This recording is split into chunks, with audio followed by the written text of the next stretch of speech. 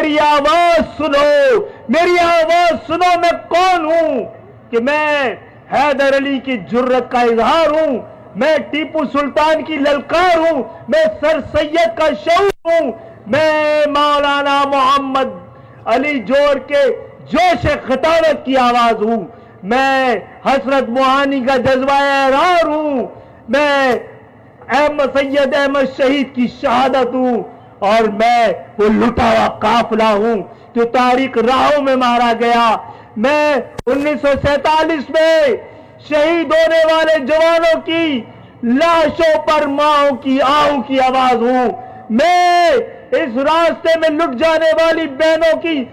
سسکیوں کی آواز ہوں، میں بنگلہ دیش کے کیمپوں میں بھوک سے بلکتے ہوئے بچے کی آواز ہوں، میں ایک تحریک کا آغاز، ایک تنظیم کی بنیاد ہوں۔